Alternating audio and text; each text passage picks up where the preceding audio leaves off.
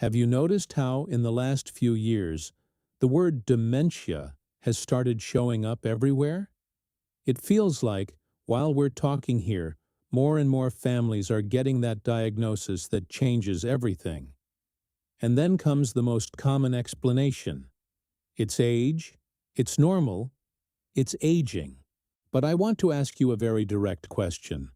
With no drama and no fear-mongering, what if part of this isn't coming only from time, but from your medicine cabinet? Because a lot of people over 50, 60, 70 do everything right. They take what the doctor prescribed, buy what's sold over the counter, follow the routine, trust it. One pill to sleep better, another for heartburn, another for the bladder, a PM at night for pain, an antihistamine when the weather changes.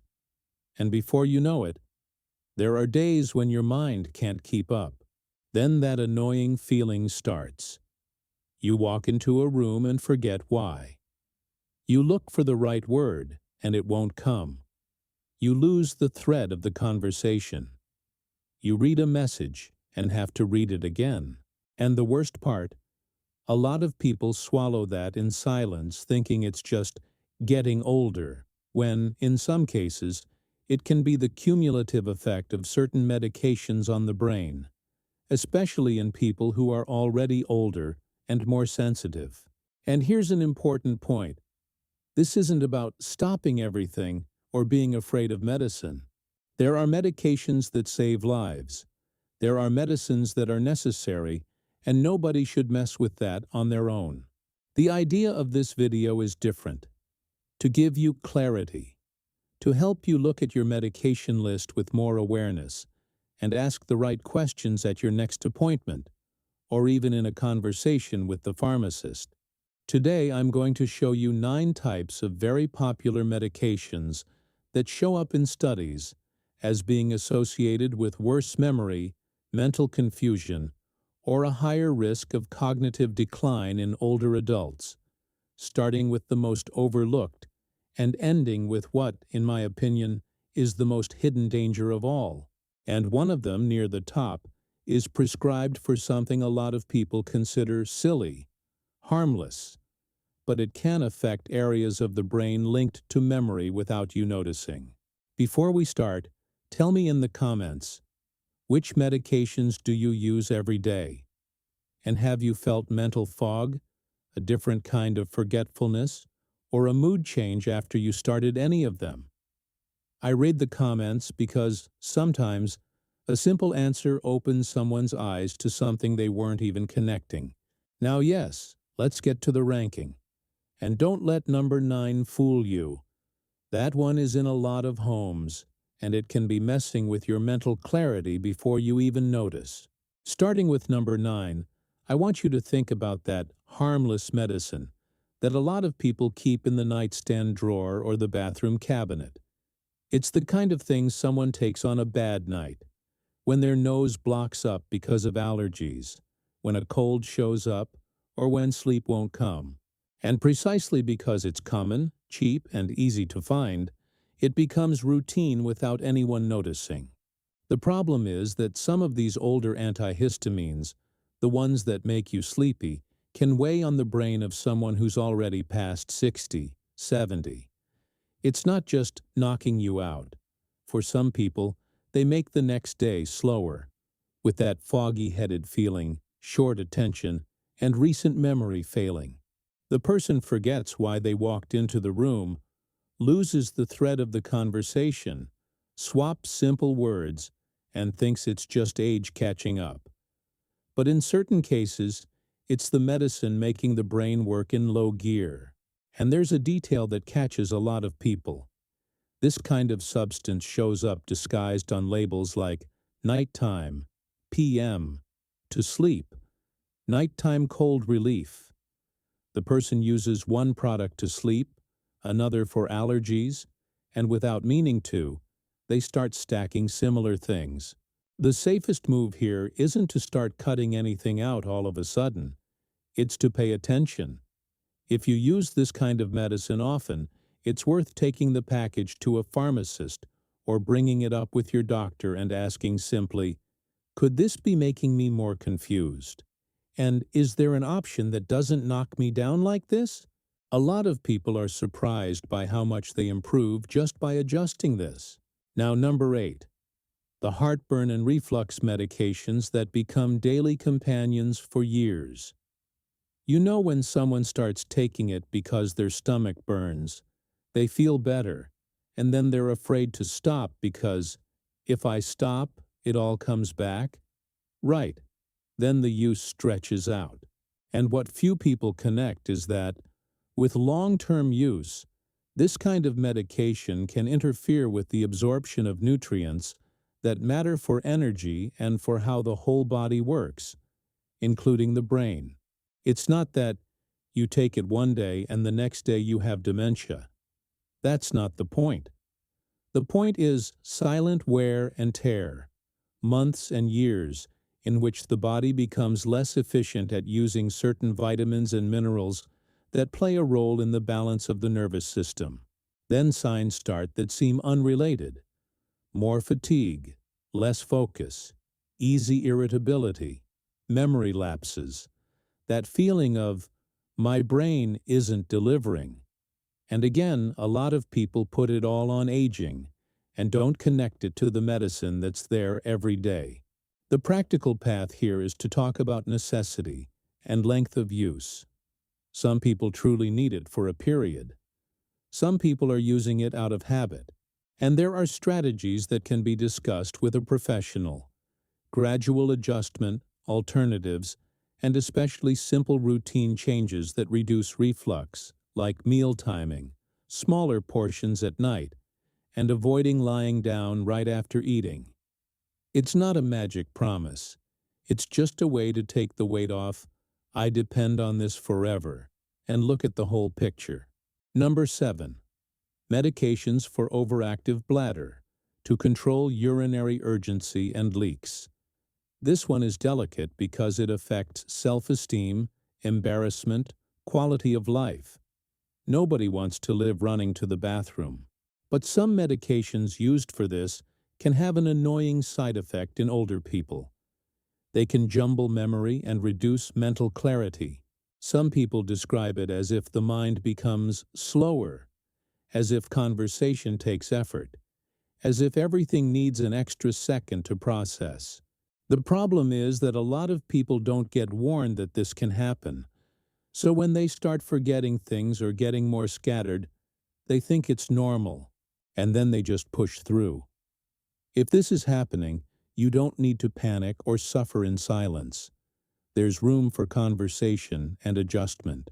Today, there are options that work through different pathways and tend to weigh less on cognition for some older adults. And beyond medication, there are support measures that can help a lot, like bladder training schedules, adjusting fluids late in the day, and investigating bladder irritants. The point isn't, hang in there. The point is, it's not worth trading urinary control for loss of lucidity without at least discussing alternatives. Number 6. Statins, those medications widely used for cholesterol. Here I'll go slowly because this topic can turn into a fight fast. A lot of people benefit from them in terms of cardiovascular risk. At the same time, there's a group of people who report a feeling of mental fog after they started, or after the dose was increased. And when that happens, the person feels torn. If I complain, it sounds like I'm being dramatic. If I ignore it, I don't recognize myself. What makes sense, in simple terms, is to understand that the brain is an organ that depends on balance. It isn't made only of thought. Its structure, communication between cells, insulation of nerve fibers, all of that. And some molecules get into the brain more than others. Some doses weigh more, and each body reacts differently. So if you're taking a statin, and you noticed a clear change in recent memory, attention, or that confusion that wasn't there before, it's worth documenting it. Write down when it started, whether it was after switching the type or increasing the dose. And take that information to your doctor as an objective report, not as fear, because sometimes the solution is to adjust the dose, switch to an option that fits your profile better, or reevaluate targets. It's not to decide alone and quit all at once, but it's also not to pretend it doesn't exist if you feel it day to day. Number 5. Benzodiazepines, widely used for anxiety and insomnia. This one deserves respect, because a lot of people started with good intentions. I need to sleep. My anxiety is out of control. I can't take my racing mind anymore. At first it feels like relief. The person passes out, relaxes, feels like they finally rested. But over time, this kind of medicine can become a trap in two ways. First, it can dull memory and attention, leaving the person more confused, slower, more checked out, especially in the morning or throughout the day. Second, it can create dependence on the habit and the effect because the body gets used to it. Then, when they try to stop suddenly, sleep gets worse, anxiety comes back stronger, and the person concludes they can't live without it. But many times, that's the cycle of the medicine itself speaking loudly. If someone over 60 has been using this for weeks or months, the best path is to talk about a gradual reduction. Truly gradual with guidance, because stopping abruptly can be bad. And in parallel, build other, safer supports. A consistent sleep routine, morning light, and a dark environment at night. Cutting back on stimulants, simple techniques to calm the body, and, when possible, approaches that teach the brain to sleep again without needing to be knocked out. The goal here isn't to judge anyone for using it. It's to prevent a helper from becoming a silent thief of clarity and autonomy. And notice how, up to this point, the pattern repeats. The danger rarely shows up as an immediate scare. It comes in as a practical solution to a real problem, and then it charges you in small installments, almost imperceptible. That's why so many people spend years thinking they're aging fast, when in fact they're carrying too much weight in their system. The big shift isn't living suspicious of everything. The big shift is doing one simple thing that almost nobody does the right way. Looking at the entire list of what you use, including what I take once in a while, what I buy without a prescription, and what I take at night to help. Because when your mind starts to fail, the first question doesn't have to be, could it be Alzheimer's? Often the smartest first question is, what entered my routine in the last few months that could be making me feel like this? In a moment, we're going to get into the items that are often even heavier for memory and attention. And I want you to listen with a practical lens. It's not to scare you. It's to recognize patterns. If something matches your life or someone in your family, great, because recognizing it early is half the battle to adjust safely. And now, moving to number 4, the conversation gets even more serious, because there's a very old, very well-known medicine that a lot of people use for pain and sleep. And they have no idea how much it can cost down the road. And now, coming to number 4, I want you to pay attention, because this is the kind of medication a lot of people take without even seeing themselves as someone who uses an antidepressant. Sometimes it comes in for nerve pain, chronic pain, migraines, or trouble sleeping. It's an old, well-known medicine that a lot of people call strong stuff. And the point here is simple. In older people, some of these medications have a very clear effect of disrupting that fine brain communication that supports short-term memory, attention, and mental agility. It's not just getting sleepy. It's being kind of checked out, like the brain is always a second behind. The person starts forgetting small details, mixing up times, and getting lost in tasks that used to be automatic. And because it happens slowly, they adapt. They start keeping a notebook, avoiding long conversations, and getting quieter. But that isn't a personality change. Many times it's the body reacting to a substance that, for an older brain, weighs more than it should. What makes this dangerous is that it can become a nighttime habit. The person takes it to fall asleep, and before they know it, it's been months or years. And then the bill shows up as mental fog. If you or someone in your family uses this kind of medication and notice their mind has slowed down, it's worth doing something that seems simple but is powerful. Write down what time they take it and how they feel the next day. Do you sleep heavily? Wake up confused? Is your memory worse in the morning? This helps a lot in a conversation with the doctor because it takes it out of the "I think" zone and puts it in the "I observed" zone. And then you can discuss alternatives that, for some people, work better with less impact on the mind. Sometimes the solution is adjusting the dose. Sometimes it's switching to another strategy for pain or sleep. Most important, don't accept as normal a mental change that started after a medication became routine. Number 3 is a curious case because it tricks you. It looks like a modern medication, something everyone takes, and that's why a lot of people don't suspect it. It's an antidepressant from a very common class. But this one, specifically, has a feature that can be a problem in older adults. It can affect the same brain pathways linked to attention and memory, the kind that leaves the person more forgetful, more distracted, with trouble remembering names and recent details. And here I'm not saying everyone who takes it will be like that. That's not it. And here I'm not saying everyone who takes it will be like that. That's not it. I'm saying that if an older person is using it and has noticed memory getting worse over time, it's worth raising your hand and asking, is there a similar option with less chance of making me confused? Because within the same family of medications, there are differences. There are options that are often better tolerated by older people.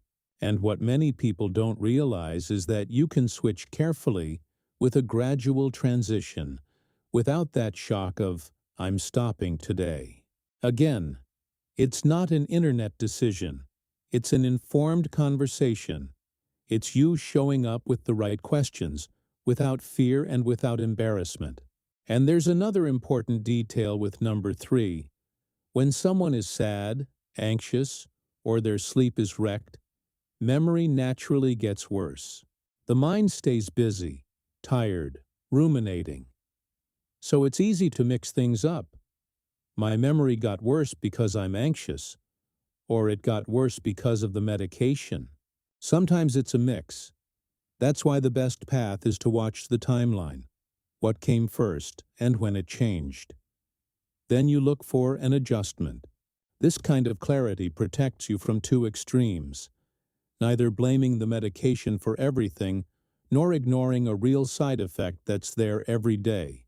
Number 2 is what scares families the most, because it often shows up in moments of fragility. Sometimes the older person is agitated, confused, sleeping poorly, saying things that don't make sense, or in a facility where the environment is noisy and stressful. And then medications originally created for severe psychiatric situations come in, but they end up being used to calm down, to control behavior, to give people a break. And when that happens, many families notice something very sad. The older adult becomes more shut down, less present, less expressive. The conversation gets shorter. Attention disappears. The person seems to exist, but as if they were behind glass. And this can come with higher fall risk, more slowness, and worse memory. Here I'm going to be very direct. When an older adult starts a medication like this, the family has the right to understand why. The right to ask, what's the goal? For how long? What are the risks? Is there another way to handle this? Because many times, agitation isn't stubbornness or craziness. It can be unrecognized pain. It can be an infection. It can be lack of sleep. It can be dehydration. It can be too much noise, bad lighting, a broken routine. It can be loneliness. And when you treat the cause, the behavior improves without needing to shut the person down. I'm not saying it's never necessary. There are cases where the risk is high and the doctor needs to act. But what I am saying is, if it was prescribed only to make things easier, it deserves to be reevaluated. And even when it's necessary, dose and time matter. The ideal is always the lowest dose for the shortest time possible, with follow-up.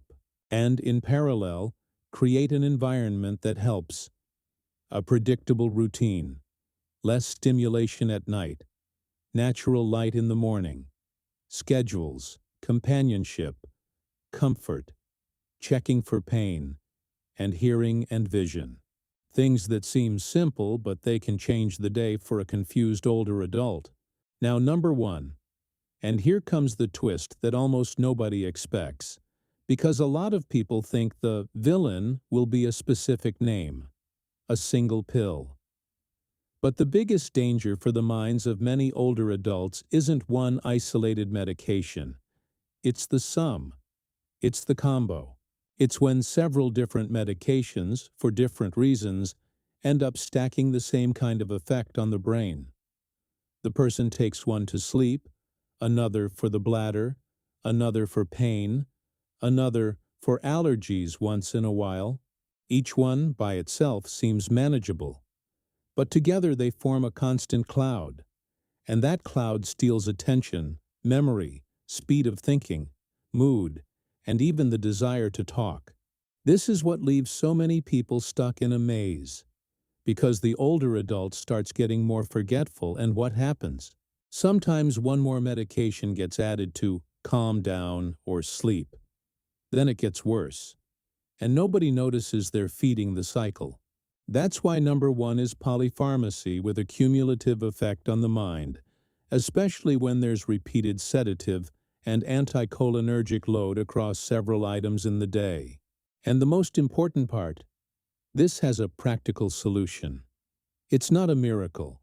It's a process. Step 1 is a real review of the complete list. Truly complete. Not just prescriptions. Everything. What you buy over the counter. What you take only when you need it. What has nighttime and PM on the label. The tea you drink to sleep. The supplement you use because someone recommended it. Write it all down, or better yet, put it in a bag and take it to a conversation with a doctor or pharmacist. Then you ask 3 very simple questions that change the game. What here can affect memory and attention? What is repetition of the same effect? What do I truly need to continue, and what can be adjusted? Then comes step 2, which is the smartest one. Change one thing at a time, calmly. Because if you change everything at once, you won't know what helped and what hurt. And depending on the medication, stopping suddenly is dangerous. So the key word is plan. A gradual taper plan when that's the case. A switch plan when that's the case. A follow-up plan. And step 3 is to watch the results day to day. Not with paranoia, with honesty. Is my morning clearer? Can I follow conversation better? Did I stop losing things all the time? Is my mood more stable? Sometimes small changes already show a sign. And when they don't, at least you know you checked what was adjustable. If you heard this list and thought, "My God, so everything is bad," breathe. That's not the message. The message is, medication is a tool. The right tool at the right dose, at the right time for the right person, can help a lot. But the wrong tool, piled up, used for years without review, can become a weight nobody notices. And aging has a feature nobody teaches. The body changes, and what was easy at 45 can become too strong at 75. That's why periodic review isn't being picky, it's care. And now I want to hear from you. If you're comfortable, comment. Do you use any medication for sleep, for allergies, for the bladder, for anxiety, for reflux, for pain? Did you notice mental fog or a different kind of forgetfulness after one of them became part of your routine? And if you have an older dad or mom, a grandpa or grandma, an older uncle, send this video to them with care, without scaring them. Sometimes a simple, "Let's review your medications," does more for someone's lucidity than any miracle promise out there. And if you liked this video, subscribe to the channel. We have videos every week, always thinking about what's best for your health.